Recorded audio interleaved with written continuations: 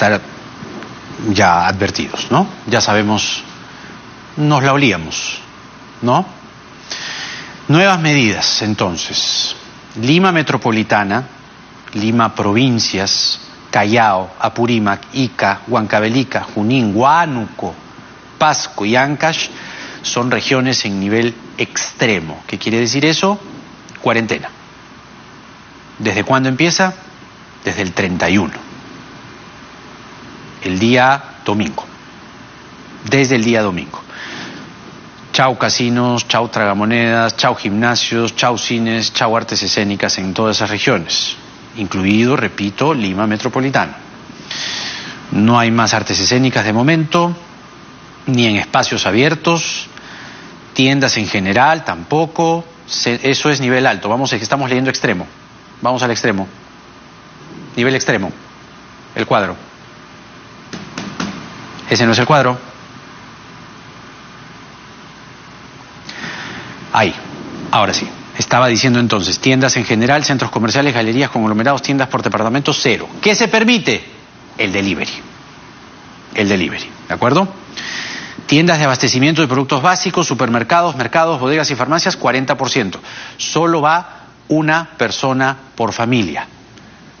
Inmovilización social obligatoria todo el día. La salida, 1 hora diaria. El transporte interprovincial, terrestre y aéreo, 0%. No hay. Restaurantes, tampoco. Solo se permite delivery. Tampoco habrá iglesias, ni centros de culto, bibliotecas tampoco, museos tampoco, monumentos, nada. Ni actividades de clubes, ni asociaciones deportivas, nada. Bancos, sí, 40%. Repito, estas regiones, incluida Lima Metropolitana, inmovilización social obligatoria durante todo el día. Todo el día. Confinados. ¿De acuerdo? Desde el 31 de enero, domingo. En principio, hasta el 14 de febrero, incluido el 14 de febrero. Luego vamos a ir comentando las demás regiones, las nivel muy alto y alto. Va a estar el decano del Colegio Médico con nosotros, pero evidentemente Percy Maita Tristán también con nosotros, para ver el lado de la ciencia. Si esto realmente va a contener el virus. Evidentemente, una de las normas básicas del virus, que ya lo conocemos, ¿no?, es, si no hay circulación, evidentemente los contagios bajan. Así que esto sí detiene. Ahora, medidas inteligentes que lo acompañen, vamos a verlo. Pero ya que Lima Metropolitana entra en cuarentena, está con nosotros el alcalde de Lima, Jorge Muñoz. Señor Muñoz, bienvenido, buenas noches. Muy buenas noches, Jaime, gusto estar contigo. Muchas gracias por esta entrevista. En fin, usted acaba de escuchar el mensaje a la nación del presidente Francisco Sagasti. La ciudad que usted gobierna entra en cuarentena focalizada. No hay movilización alguna, salvo la de ir a abastecerse de alimento a los mercados o supermercados e ir a los bancos, todo con aforo de 40%. ¿Está usted de acuerdo? ¿Era lo que necesitábamos para contener la segunda ola, a su juicio? Mira, creo que no, Jaime, porque en realidad lo que se estaba esperando eran medidas. Estas medidas para muchas personas han tardado un poco, pero llegar a una situación de una cuarentena generalizada con un impacto grande en la economía como la que va a tener, puede traer otros problemas.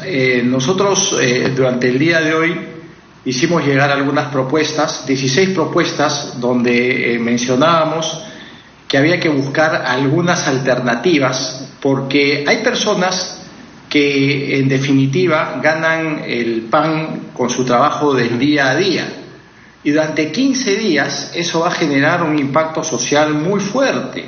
Entonces, una de las cosas que nosotros decíamos era que había que hacer un esfuerzo mucho mayor todavía para acelerar la llegada de las vacunas, porque lo único que nos va a inmunizar efectivamente son las vacunas.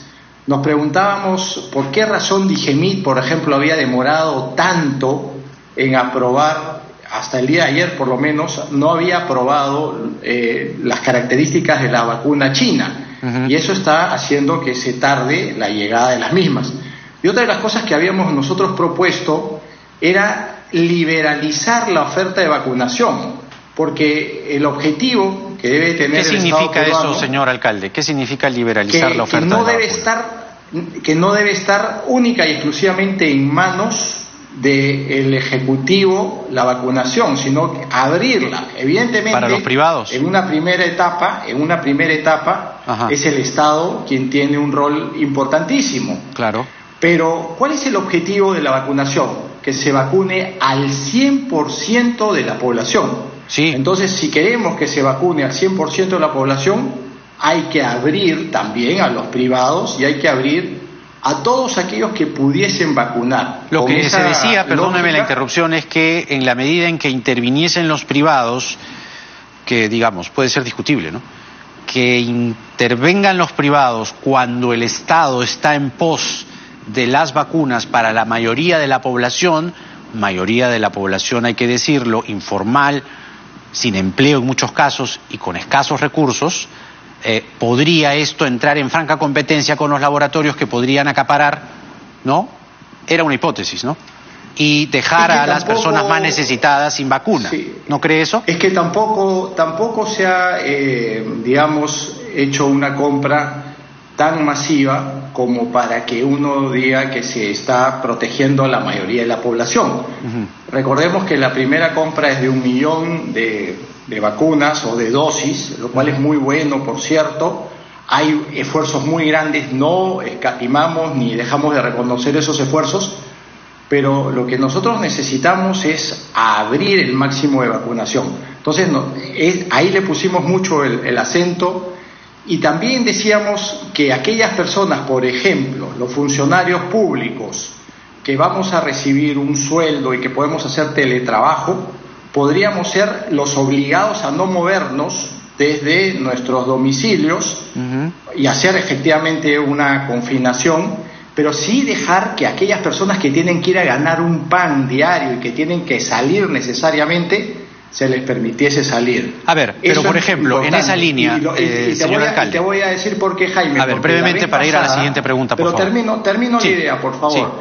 La vez pasada, cuando tuvimos un confinamiento largo, al cabo de algún tiempo, cuando comenzaron a ver las necesidades, se comenzó a perforar el confinamiento y veíamos cómo la gente salía a las calles y cómo comenzaban a vender en cualquier parte de las plazas y de los parques y de las calles, y eso no fue nada positivo. Así es, ahí voy justamente, estamos en la misma línea del hilo narrativo y lo que la gente necesita en este momento saber de sus autoridades.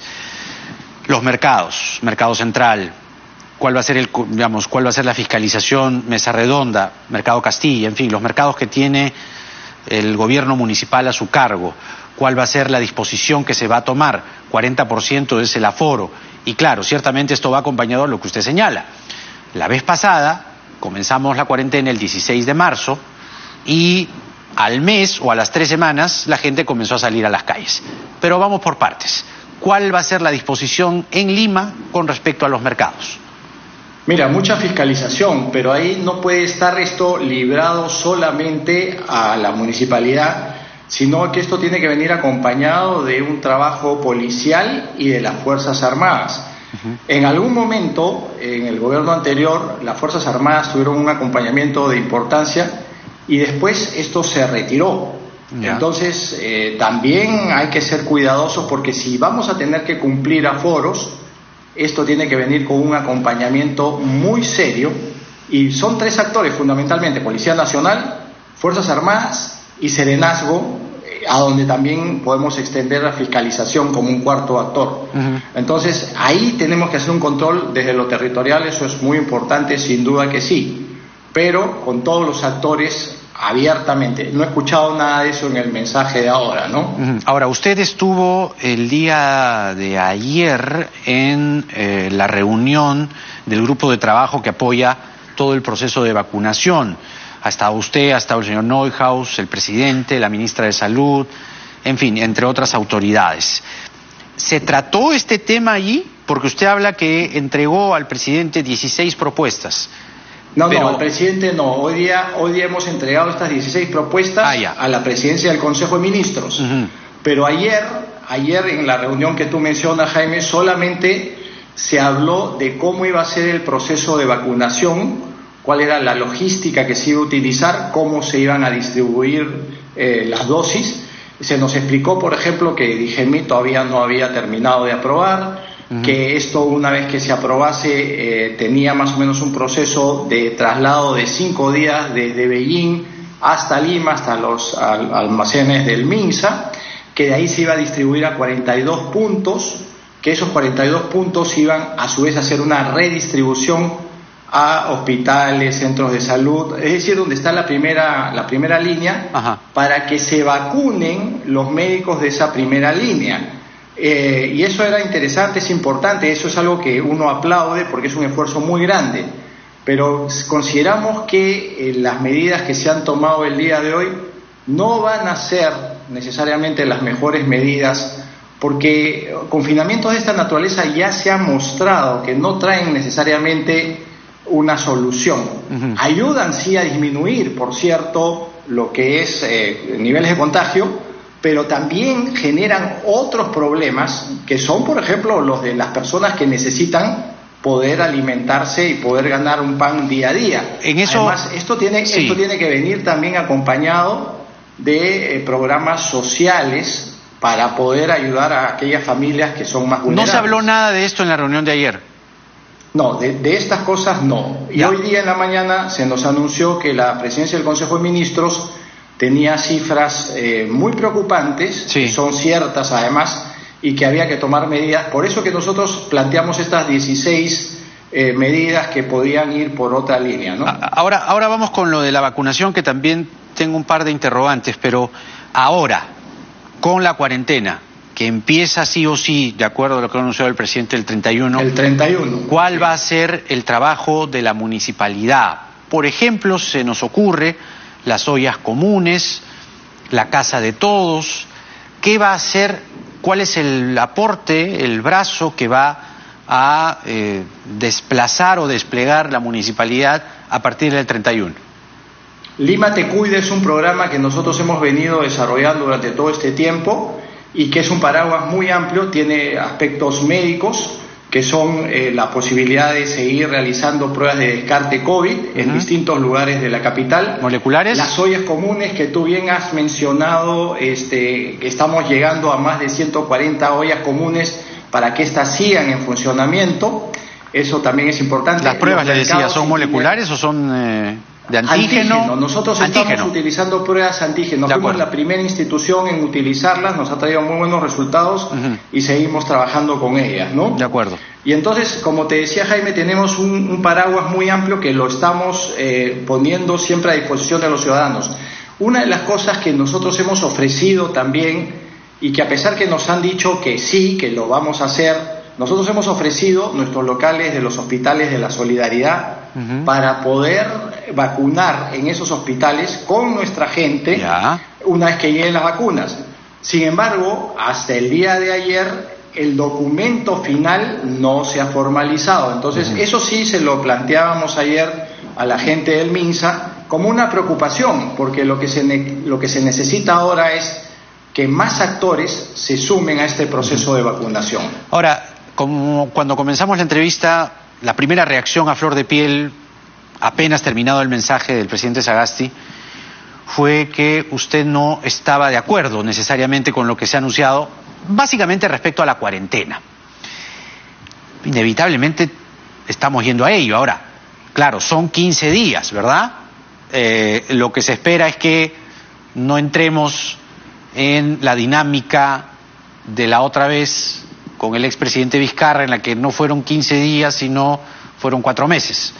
Entonces, es que ese es un riesgo, ¿no? Un riesgo inevitable. ¿Usted estima conveniente, ya que estamos en la cuarentena por empezarla el domingo, o desde el domingo, cuánto tiempo es prudente para usted, o qué determina fundamentalmente que esta cuarentena dure 15 o 30 días o quién sabe si más. La evidencia, Jaime, la evidencia, el hecho de poder tener una evaluación, medición real para la toma de estas decisiones, lo hemos venido reclamando desde hace mucho tiempo atrás. Y lo que yo miro es un poco a la experiencia que hemos vivido de la cuarentena, total, generalizada, que no trajo resultados del todo positivos. Y ahora estamos en una situación económica menos favorable que la que teníamos antes. Y esto es una amenaza real para la economía, para los negocios, los restaurantes. No creo que se vayan a poder sostener. Nosotros habíamos hecho una propuesta, por ejemplo, que era que aquellos restaurantes que tienen terrazas o que se podían habilitar de acuerdo con una resolución del propio MINSA o con normas que nosotros hemos propiciado, pudiesen seguir funcionando. Ajá. Y además con reglas de distanciamiento, con una serie de exigencias. En rigor, nosotros lo que buscábamos con todas estas propuestas es un equilibrio entre el cuidado de los ciudadanos, que es fundamental, y la economía, pero haciendo un llamado muy, pero muy intenso de que la verdadera solución va a estar con la llegada de las vacunas. Entonces tenemos que ser muy abiertos a que la vacunación se pueda liberalizar, como decíamos al principio. Muy bien, el alcalde de Lima, Jorge Muñoz, con las reacciones en caliente, a flor de piel, después del mensaje del presidente Sagasti en el que 10 regiones, entre ellas Lima Metropolitana, van a confinamiento, cuarentena desde el 31 de enero. Hasta la próxima, señor alcalde. Muchas gracias por esta entrevista. Le consultamos de estas medidas. Repetimos, el presidente Francisco Sagasti esta noche ha anunciado cuarentenas focalizadas en 10 regiones de nuestro país, entre ellas Lima Metropolitana, Lima Provincias, El Callao, Apurímac, Ica, Huancavelica, Junín, Huánuco, Pasco y Ancash. Cuarentena focalizada desde el 31 de enero. Percy Maita Tristán con nosotros.